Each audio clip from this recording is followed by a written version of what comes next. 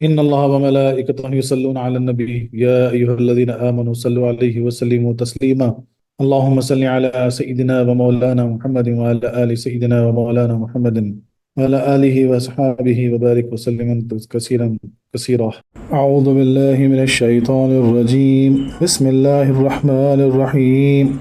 وقالوا لن يدخل الجنة إلا من كان هدى أو نصارى تلك أمانيهم قل هاتوا برهانكم إن كنتم صادقين بلى من أسلم وجهه لله وهو محسن فله أجره عند ربه ولا خوف عليهم ولا هم يحزنون صدق اللہ العلی العظیم۔ اور کہا انہوں نے ہرگز نہیں داخل ہوگا جنت میں مگر وہ جو ہو یہودی یا عیسائی، یہ خواہشات ہیں ان کی، فرما دو لاؤ تم دلیل اپنی اگر ہو تم سچے۔ ہاں وہ جھکا دے چہرہ اپنا واسطے اللہ کے، اور وہ بھلائی کرنے والا ہو، پس واسطے اس کے ثواب ہے اس کا، پس رب اس کے اور نہیں ہے ڈر اوپر ان کے، اور نہ وہ غمگین ہوں گے۔ اور تفسیراً جو اس کے معنی لکھے جاتے ہیں وہ ایسے ہیں کہ اور اہل کتاب بولے ہرگز جنت میں نہ جائیں گا مگر وہ جو یہودی یا نصرانی ہو، یہ ان کی خیال بندیاں ہیں، تم فرما دو لاؤ تم اپنی دلیل اگر سچے ہو۔ ہاں کیوں نہیں، جس نے اپنا منہ جھکایا اللہ کے لیے اور وہ نیکوکار ہے تو اس کا نیک اس کا نیک اس کے رب کے پاس ہے، اور انہیں نہ کچھ اندیشہ ہو اور نہ کچھ غم۔ سبحان اللہ۔ اس لیے دیکھیے پڑھتے نا ولا خوف علیہم یحزنون، اکثر یہ پڑھا جاتا ہے کہ جو ہے نا خوف نہیں۔ اس آیت کا پچھلی آیت میں چند طرح تعلق ہے۔ پہلے بتایا گیا تھا کہ یہود مسلمانوں کو شبہات میں ڈال کر اسلام سے علیحدہ کرنا چاہتے ہیں، اب بتایا جا رہا ہے کہ وہ جنت کا لالچ دے کر بھی مسلمانوں کو اسلام سے پھیرنے کی کوشش کرتے ہیں، کہ وہ کہتے ہیں کہ تم کتنے بھی اعمال کر لو بغیر یہودی بنے ہوئے جنت کی بو نہیں پا سکتے۔ یہ ایسے ان کے جو نا ان کے خیالات، یعنی یہ بول کر اب چلو بھائی کوئی بھی حربہ نہیں چل رہا تو بولے جنت کا حربہ چلائیں گے مسلمانوں پر، بولے دیکھو تم یہودی جب تک نہیں بنے جنت میں نہیں جا سکتے، سوچ لو۔ دوسرا تعلق، پہلے مسلمانوں کو نیک اعمال کی رغبت دی گئی تھی، اب فرمایا جا رہا ہے کہ تم عیسائیوں اور یہودیوں کی طرح نہ ہو جانا جو کہ سمجھتے بیٹھے ہیں کہ ہمیں اعمال کی ضرورت نہیں، کیونکہ دونوں سمجھتے تھے کہ اعمال کی ضرورت نہیں۔ یہودیوں کو کیا تمغہ تھا کہ ہم جو ہے نا نبیوں کے بیٹے ہیں، اور عیسائیوں کو کیا ان کی سمجھ تھی کہ بنے عیسیٰ علیہ السلام جو ہے نا سولی چڑھ گئے، بولے ہم سب کا جو ہے نا کفارہ ہو گیا، بولے اب ہمارے ساتھ کوئی سوال جواب نہیں۔ یہ ان کا یقین ہے، یہ ان کا ایمان ہے۔ تیسرا تعلق، پہلے فرمایا گیا تھا کہ جو کرو گے وہ رب کے نزدیک پاؤ گے، اب یہود کی بےہودگی کا ذکر ہے کہ وہ بغیر کیے بھی پانے کے امیدوار بنے بیٹھے ہیں۔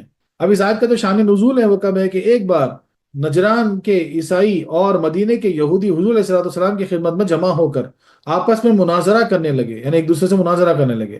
ان میں سے ہر ایک نے دوسرے کو جھوٹا کہا۔ یہودی بولے کہ جنت میں یہودی کے سوا کسی کا داخلہ نہیں ہو سکتا، عیسائیوں نے جواب دیا کہ نہیں، عیسائیوں کے سوا کسی کو بھی جنت نہیں مل سکتی۔ تب یہ آیت کریمہ نازل ہوئی، تفسیر روح البیان میں لکھا ہوا ہے۔ وقالو، اس کے فعل یہودی اور عیسائی دونوں ہیں، اگرچہ پہلے سے یہود کا ہی ذکر آ رہا ہے لیکن یہاں ضمیر میں عیسائیوں کو بھی شامل کر لیا گیا، کیونکہ وہ دونوں کفر اور شیقی اور مسلمانوں کو بہکانے میں یکساں تھے۔ لن يدخل الجنہ، کہ جنت میں رہنا تو بہت بڑی بات ہے، کوئی وہاں داخل بھی نہ ہوگا بلکہ وہاں تک پہنچے گا بھی نہیں، اگرچہ سارے پیغمبروں پر ایمان لائے اور اپنی ساری عمر عبادت الہی میں خرچ کر دے، الا من کان ہدن، سوائے اس کے کہ جو یہودی ہو۔ یہ یہود کا قول ہے، اس لیے عیسائی یہ نہ کہہ سکتے تھے۔ یہود کا عقیدہ یہ تھا کہ ہم نیک اعمال کریں یا نہ کریں بہرحال جنتی ہیں، کیونکہ ہم بذریعے اسحاق حضرت ابراہیم علیہ السلام کی اولاد ہیں، اور ہمارے متعلق رب نے ابراہیم علیہ السلام سے جنت دینے کا وعدہ کر لیا، رب تعالیٰ پر اپنے وعدے کا پورا کرنا لازم ہے۔ یہ ان کا جو ہے نا ان کا عقیدہ تھا۔ ہود جمع حائد کی ہے جس کے معنی ہے توبہ کرنے والا۔ قرآن فرماتا ہے انا ہدنا الیک، چونکہ انہوں نے بہت سخت توبہ کی تھی اس لیے ان کا یہ نام ہوا۔ او نصارہ، یہ عیسائیوں کا قول ہے کیونکہ یہودی یہ نہ کہہ سکتے تھے۔ عیسائیوں کا عقیدہ یہ ہے کہ ہم بہرحال جنتی ہیں کیونکہ حضرت عیسیٰ علیہ السلام ہمارے گناہوں کا کفارہ ہو چکی۔ نصارہ جمع نصران کی ہے، جیسے سکارا جمع سکران کی۔ اس کے معنی ہیں مددگار، چونکہ حضرت عیسیٰ علیہ السلام کے حواریوں یعنی ساتھیوں نے ان سے مدد کرنے کا وعدہ کیا تھا، اس لیے ان کا نام نصارہ ہوا۔ یہود و نصارہ دونوں بڑے اچھے نام تھے، لیکن ان کا علم بن کر رہ گیا، جس کا لے آدمی کو کہہ دیتے ہیں، یعنی بھورے خاں، یعنی ایک بار میں بولتا نا کہ بھائی خالی نام کے رہ گئے، بولتے دیکھا ویسی مثال پیش ہو رہی۔ یہ آیت در حقیقت دو جملوں کا مختصر ہے، یعنی یہود تو کہتے تھے کہ یہود کے سوا جنت میں کوئی نہیں جائے گا، اور عیسائی کہتے تھے کہ عیسائیوں کے سوا کوئی جنت میں داخل نہ ہوگا۔ ان کی تردید میں اشارہ ہوتا ہے کہ تل کا امانیہم، یہ ان کی فقط خیالی باتیں ہیں۔ امانی امنیتن کی جمع ہے، اور امنیتن اصل میں نویتن تھا۔ اس کا مادہ ہے منیون، جس کے معنی ہے خواہش، جیسی عجوبہ کی جمع۔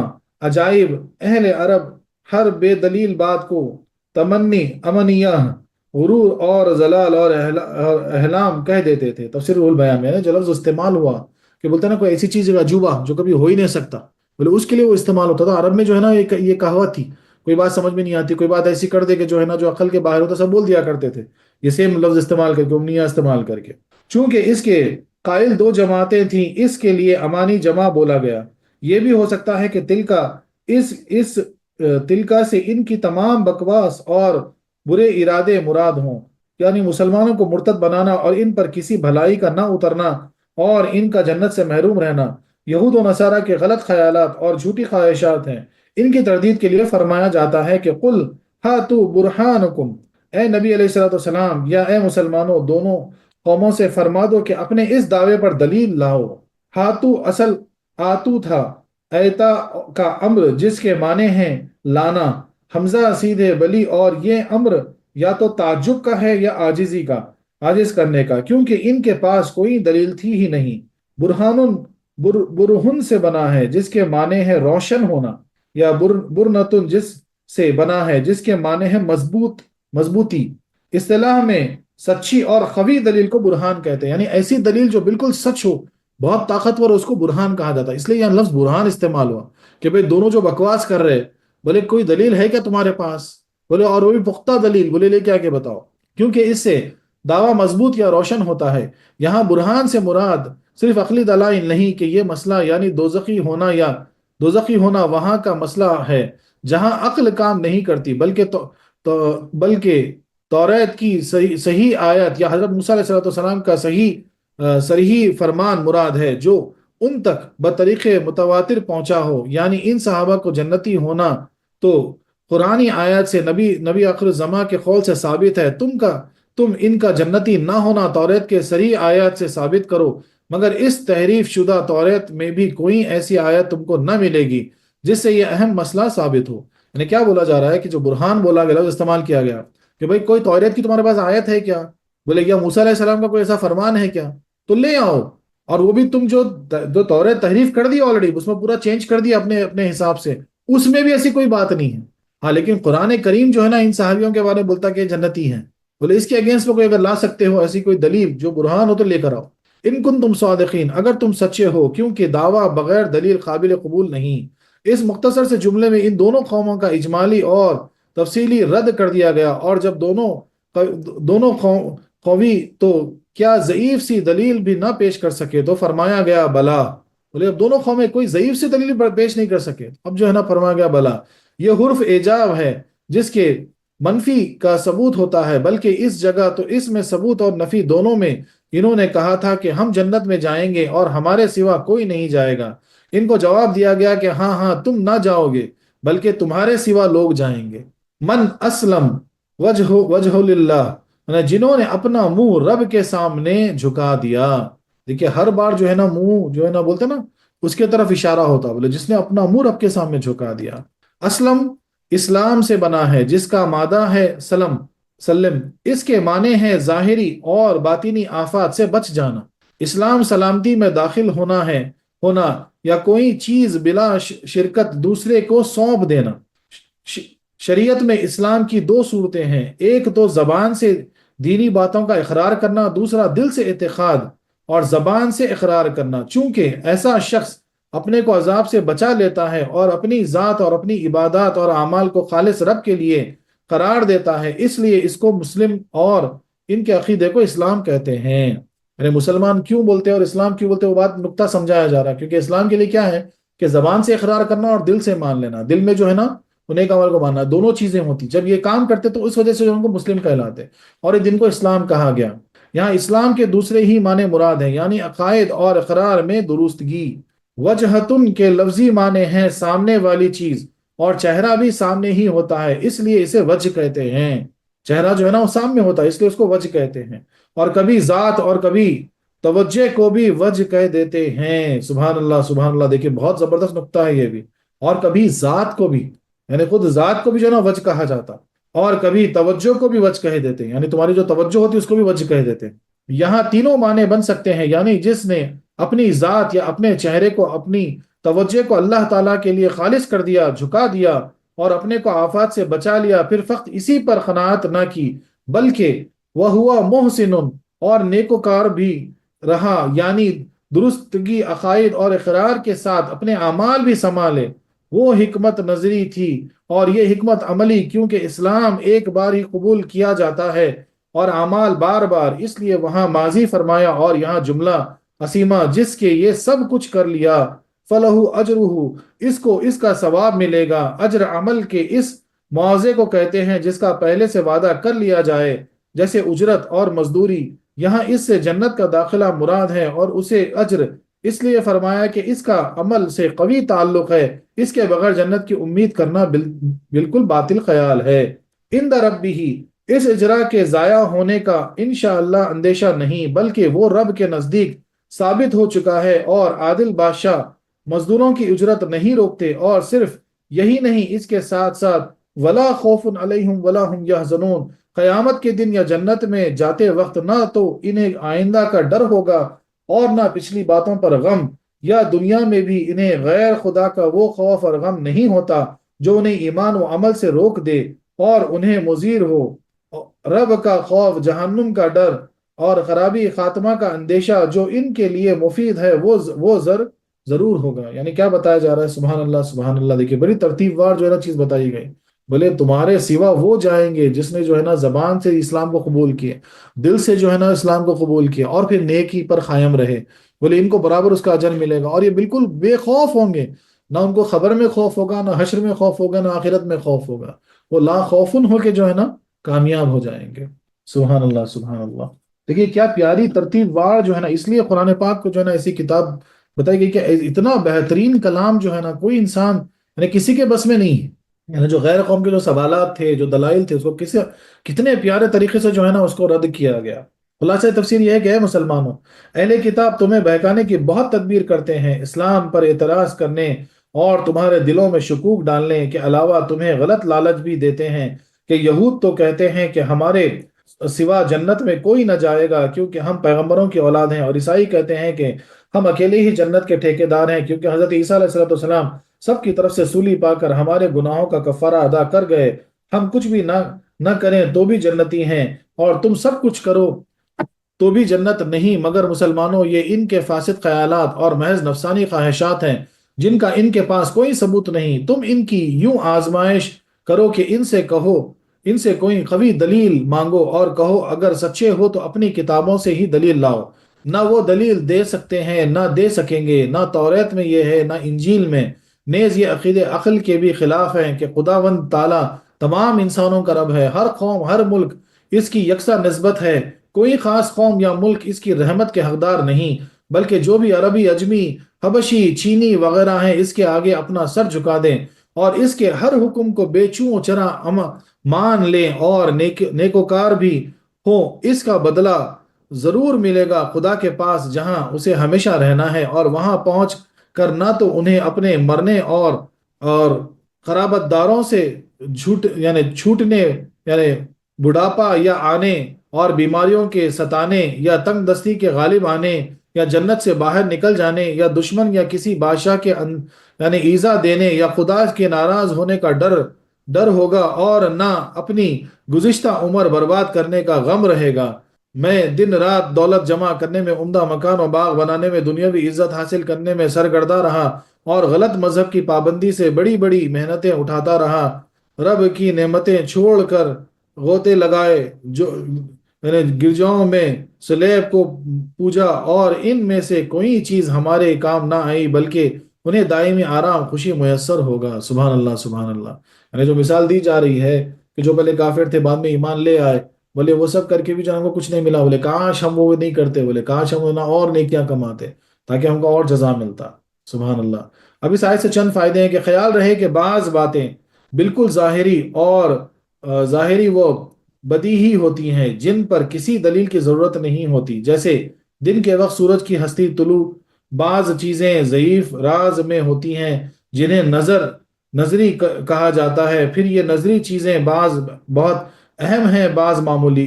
اہم دعوے کے لیے قوی دلیل چاہیے، جیسے زنا و قتل کا ثبوت۔ معمولی دعوے کے لیے معمولی دلیل، جیسے رمضان کا چاند جس میں صرف ایک کی خبر کافی ہے، ایک آدمی نے دیکھ کے بول دیا کافی ہے۔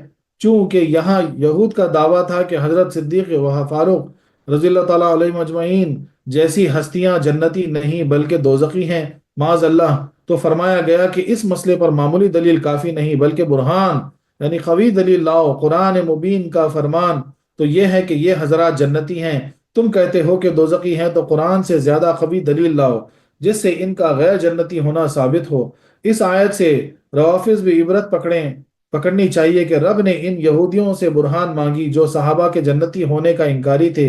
ان کے جنتی ہونے کے برہان موجود ہیں، ان کے جنتی ہونے کے برہان موجود ہیں، یعنی قرآن خود اتنی بڑی دلیل ہے، ان کو جنتی بول دیے۔ تو یہاں کیا مثال پیش کر دی جا رہی ہے کہ بھئی جب خدا نے یہودیوں سے عیسائیوں سے سوال کر دیا تو آج کے جو رافضی ہیں مثال کے طور پر جو ان صحابہ کرام کو جو ہے نا پتہ نہیں کیا کیا نہیں بولتے، بولے کیا تمہارے پاس کوئی برہان ہے، کوئی ایسی دلیل ہے؟ اللہ اکبر، اللہ اکبر۔ اس آیت سے چند فائدے حاصل ہوئے۔ پہلا فائدہ، عقائد و اعمال سے کوئی بھی مستغنی نہیں۔ نبی زادہ، پیر زادہ، سید زادہ، شہزادہ، مولوی زادہ جو بھی بے ایمان ہو جہنمی ہیں۔ اسی طرح ان میں کسی کے لیے نماز روزہ معاف نہیں ہیں۔ ایسے عقیدے تو یہود اور نصارہ کے تھے جن کی یہاں تردید کر دی گئی، جن کی یہاں تردید کر دی گئی۔ یہ سارے جو نا عقیدے باطل ہیں۔ بولے کوئی زیادہ جو ہے نا جنت کا ٹھیکیدار نہیں ہو سکتا، کسی کو نماز معاف نہیں، اگر کوئی کہتا ہے تو وہ باطل ہے۔ دوسرا فائدہ، اسلام کے عقائدے اور احکام پر قوی دلائل قائم ہیں۔ دیگر مذاہب ویسے ہیں، اگر ہمیں اپنی کسی دلیل کی خبر نہ ہو تو ہمارا قصور ہے۔ کیا بولا جا رہا ہے کہ اسلام میں ہر چیز جو بتائی گئی اس کی قوی دلیل موجود ہے، تم کو نہیں معلوم ہے تمہارا قصور ہے، تو غیر قوم کے سامنے جو ہے نا عاجز مت ہونا، ہر وہ دلیل موجود ہے۔ تیسرا فائدہ، عقائدے میں دلیل ضروری ہے، کسی کے کشف و الہام یا تقلید کا اختیار نہیں، یہاں صرف دلیل مانگی جائے گی۔ ہاں انبیاء اکرام کے دیگر احکام کی ان کا فرمان ہی قوی دلیل ہے۔ بولے جہاں تک معاملہ تقلید کا اختیار کرنے کا رہا تو وہاں قوی دلیل چاہیے۔ بولے ایک دم اللہ تبارک و تعالیٰ کا احکام چاہیے وہاں، اور باقی جو ہے نا ان کا فرمان، نبی کریم صلی اللہ علیہ وسلم کا فرمان چلے گا۔ چوتھا فائدہ، ہر مدعی کو دلیل دینا ضروری ہے، خواہ وہ نفی کا وعدہ کرے یا ثبوت کا۔ یہود اور نصارہ نے یہاں نفی ہی کا دعویٰ کیا تھا جس پر دلیل کا مطالبہ ہوا۔ پانچواں فائدہ، اعمال پر ایمان مقدم ہے، اعمال پر ایمان مقدم ہے کہ بعض صورتوں میں بغیر عمل نجات ہو سکتی ہے لیکن بغیر ایمان نجات ناممکن ہے، اور بغیر ایمان عمل بیکار ہے لیکن عمل بغیر ایمان نہیں۔ اس لیے یہاں اسلام کا ذکر ہوا اور احسان کا بعد میں، پہلے اسلام کا ذکر ہوا پھر احسان کا ذکر بعد میں ہوا۔ تمام اعضاء میں چہرہ اشرف اور افضل ہے، یعنی تمام جتنے آپ کے اعضاء ہیں اس میں چہرہ جو ہے نا وہ اشرف اور افضل ہیں۔ اور ساری عبادات میں سجدہ اعلیٰ، تفسیر کبیر میں لکھا ہوا ہے ساری عبادات میں سب سے اعلیٰ چیز کیا ہے، سب سے بڑی چیز وہ سجدہ ہے۔ نیک اعمال جب ہی مفید ہوں گے جب شریعت کے مطابق ہوں گے، نیک اعمال وہی مفید ہوں گے جو شریعت کے مطابق ہوں گے۔ اس واسطے فرمایا گیا فَهُوَ مُحْسِن، اس لیے آیت میں جو ہے نا لفظ محسن استعمال ہوا۔ آٹھواں فائدہ، صحابہ کا جنتی ہونا قطعی یقینی برہانی ہے۔ رب نے فرماتا ہے وَكُلًّا وَعَدَ اللَّهُ الْحُسْنَى، اب جو انہیں جنتی نہ مانے وہ قرآن کی صریح آیت ان کے کفر کی پیش کرے۔ ان کے جنتی ہونے کا انکار فعل یہود ہے، اور انہیں دوزخی ماننے والا یہودی ہے، اس سے روافض عبرت پکڑے، یعنی یہود کا خیال ہے، یہودی باتیں، کوئی آج اگر وہ بات کر رہا تو وہ بھی انہی خیالات کا ہے، نوا فائدہ جواز استباع ثابت کرنے کے لیے بہت معمولی دلیل کافی ہے کہ یہ مسئلہ معمولی ہے، مگر کسی چیز کو حرام یا کسی کو کافر ثابت کرنے کے لیے بہت قوی دلیل درکار ہے۔ دیکھو یہود سے برہان مانگی گئی، بولے چھوٹے موٹے اعمال کے لیے نا چھوٹی موٹی دلیل چل جاتی، لیکن کسی کو آپ کافر بتانا چاہ رہے ہیں یا کسی کو جو ہے نا یعنی کسی کے مطابق یعنی ایمان کے مطابق کوئی دلیل پوچھے تو اس کے لیے بہت قوی دلیل چاہیے۔ اس لیے دیکھو آج کل بولتے ہیں نا جو بہت سارے فتوے دیے جاتے ہیں کہ کافر ہو کافر ہو، بولے یہ مذاق بن گیا، کیونکہ یہ نہیں دے سکتے جب تک کہ قوی دلیل موجود نہ ہو۔ یہاں پر بھی اس لیے ان سے برہان مانگا گیا نا سیدھا سیدھا۔ اس سے وہابی لوگ عبرت پکڑیں جو ہم سے جواز استحباب کے لیے قرآن یا حدیث مانگتے ہیں اور خود بلا دلیل ہر بات کو حرام کہہ دیتے ہیں، اور بزرگان دین کے جو عرس میلاد وغیرہ کے قائل ہیں انہیں مشرک قرار دیتے ہیں، حالانکہ شرک و کفر ثابت کرنے کو بڑی برہان کی ضرورت ہے۔ اگر شرک یا کفر ثابت کرنا ہے تو بڑا برہان چاہیے، ایسے ثابت نہیں ہو سکتا۔ صوفی اکرام فرماتے ہیں کہ یہود کہتے ہیں کہ ان کی جنت یعنی جنت افعال، یعنی یہودی کی جنت افعال، یعنی افعال کس کو بولتے ہیں؟ اعمال، یعنی فعل بولتے ہیں نا، فعل کام کرنا، تو اس کی ملٹیپل افعال ہو گیا، اور جنت نفس اور عالم ملک میں وہی جائے گا جو یہودی ہوا، اور عیسائی کہتے ہیں کہ جنت باطن یعنی جنت صفات اور جنت خلق اور عالم ملکوت میں وہی جائے گا جو عیسائی ہو۔ یہودی کا یہ خیال ہے، عیسائی کا یہ خیال ہے، یہ سب ان کی خواہشات اور ان کی حدود ہیں، جہاں تک ان کی خواہش بس وہ بولے ہم کو عالم ملکوت میں جانا ہے، بس بولے ہم ہی جائیں گے، بولے ایسا ہوگا ویسا ہوگا۔ عیسائی بولتا بھائی ہم کو وہاں وہ خواہش ہے، ہم کو نفسانی خواہشات ہیں، ہم کو یہ ہے، بولے ہم کو ایسا ملے گا ویسا ملے گا، قلب یعنی جنت قلب اور عالم ملکوت میں جو ہے نا جا پائیں گے، ان کی حد ہے یہ سب ان کی خواہشات اور ان کی حد ہیں کہ ملک الموت اور نفس و قلب میں پھنس کر رب سے محجوب رہ گئے ہیں۔ اللہ اکبر اللہ اکبر، بولے بس اس میں پھنس کے رہ گئے اور رب سے غافل ہو گئے، اور اس پر بھی ان کے پاس کوئی دلیل نہیں، وہاں تک بھی ان کے پاس کوئی دلیل نہیں۔ اگر سچے ہوں تو پیش کریں۔ حق یہ ہے کہ جو اپنی ذات و صفات اور عوارضات کو بالکل محو کر کے ذات خالق میں فنا کر دے اور اس کے ساتھ ہی ساتھ بقا پالے، سبحان اللہ سبحان اللہ، تو بعد فنا میں صحیح رہے کہ اپنے اعمال میں اپنے رب کا مشاہدہ کرے اور اپنے وجود حقانی سے اس کو ہر غیب شہود ہو جائے۔ اللہ اکبر اللہ اکبر، کیا پیاری بات ہے۔ دیکھیں جب تمہارا جو ہے نا یقین رب العالمین پر ٹھہر جائے، بولے تو تم ان سب سے پار ہو جاتے، پھر تم جو ہے نا فنا سے بقا پا لیتے اور ہمیشہ جو ہے نا عالم شہود یعنی ایسا عالم جہاں ہمیشہ جو ہے نا دیدار ہی دیدار ہے، بولے وہاں پہنچ جاتے۔ تو اس کو ملک الموت بلکہ اس سے بھی اعلیٰ اجر جس کے یہ یہود و نصارہ محروم رہ گئے ملے گا، اور اس کے سوا نہ تو انہیں ذات کے حجاب اور نفس کے بقا کا خوف ہوگا اور نہ انہیں جمال یار کے غائب ہونے کا اندیشہ، بولے جمال یار میں ایسے کھو جائیں گے کہ کبھی پھر وہ جمال غائب نہ ہوگا۔ احسان کے تین درجے ہیں، ایک احسان شرعی کہ اسے اعمال کرنا جیسے شرعاً کوئی الزام نہ آئے، تو پہلا احسان کیا ہے جو اس آیت کے اعتبار سے اگر ہم پڑھیں گے تو تین احسان ہیں۔ ایک احسان شرعی احسان، اس کا مطلب کیا ہے کہ ایسے اعمال کرنا جس پر شرعاً کوئی الزام نہ آئے، شرعی اعتبار سے کوئی الزام نہ آئے، آپ کو ویسے اعمال کرنا ہے۔ اگر آپ صوفی کہلاتے ہیں اور نماز چھوڑتے ہیں تو نہیں ہو سکتا، پھر یہ شرعی احسان آپ پورا نہیں کر رہے۔ اگر آپ صوفی ہیں اور نیک اعمال نہیں کرتے تو پھر آپ صوفی نہیں ہیں، شرعی احسان آپ پورا نہیں کر رہے۔ تو شرعی احسان آپ کو عطا کرنا ہے۔ دوسرے احسان وصفی، جس کی تفسیر یہ حدیث کرتی ہے کہ تو اللہ تعالیٰ کی ایسی عبادت کر گویا کہ تو اسے دیکھتا ہے، اگر اس پر قادر نہ ہو یعنی ایسی ویسی آپ کی کیفیت نہ ہو تو ایسی کہ وہ تجھے دیکھتا ہے، یہ دوسرا احسان ہوا۔ یعنی ہر عمل ہر وہ چیز یعنی تم یعنی کچھ بھی کرو، عبادت کرو جیسے بھی کرو، بولے یہ سوچ کر کرو کہ اللہ میں اللہ کو دیکھ رہا ہوں، یا پھر اللہ مجھے دیکھ رہا ہے۔ بولے نماز پڑھو اللہ مجھے دیکھ رہا ہے، راستے سے پتھر ڈالو اللہ مجھے دیکھ رہا ہے، کسی سے اچھی بات کرو اچھا سلام کرو اللہ مجھے دیکھ رہا ہے، کسی کی خوشی میں خوش ہو جاؤ اللہ مجھے دیکھ رہا ہے، کسی سے اچھے سے پیش آؤ اللہ مجھے دیکھ رہا ہے، کسی بھوکے کو کھانا کھلا دو اللہ مجھے دیکھ رہا ہے۔ سبحان اللہ سبحان اللہ۔ تیسرا احسان ذاتی یا احسان باطنی ہے، یہ تیسرا احسان ہے۔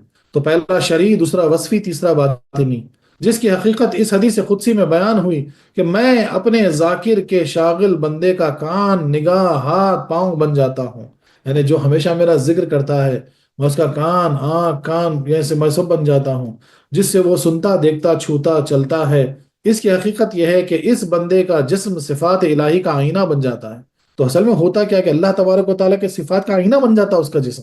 اب ان کے لیے خوف ہو تو کس سے اور غم ہو تو کس سے، کس کا ہو؟ وہ تو غم خوف کی چیزوں کو پہلے ہی سے اس آگ میں جلا چکے ہیں. سبحان اللہ سبحان اللہ، عشق کی آگ میں تو جلا چکے ہیں. اب جب اتنا ذکر کر اللہ کا ذکر کیے کہ اب اللہ تعالیٰ ان کی زبان سے بولتا ہے، اللہ تعالیٰ جو ہے نا ان کے کان، یعنی وہ اللہ تعالیٰ یعنی ان کے کان بن جاتا ہے جس سے وہ سنتے ہیں، وہ آنکھ بن جاتا ہے جس سے وہ دیکھتے ہیں، وہ پیر جس سے وہ چلتے ہیں، تو پھر اب کس چیز کا خوف و قدر.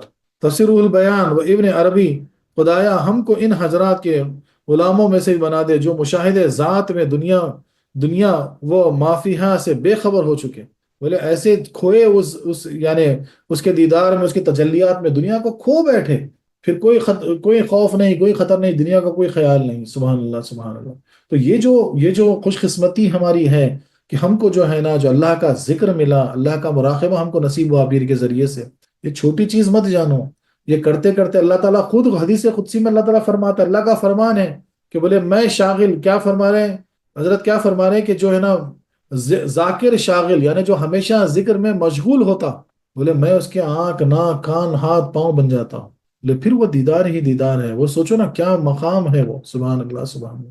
وہ عالم شہود ہے، نہ وہاں خوف ہے نہ خطرہ ہے نہ کچھ ہے نہ کیا. سبحان اللہ سبحان اللہ سبحان اللہ. وآخر دعوانا أن الحمد لله رب العالمين.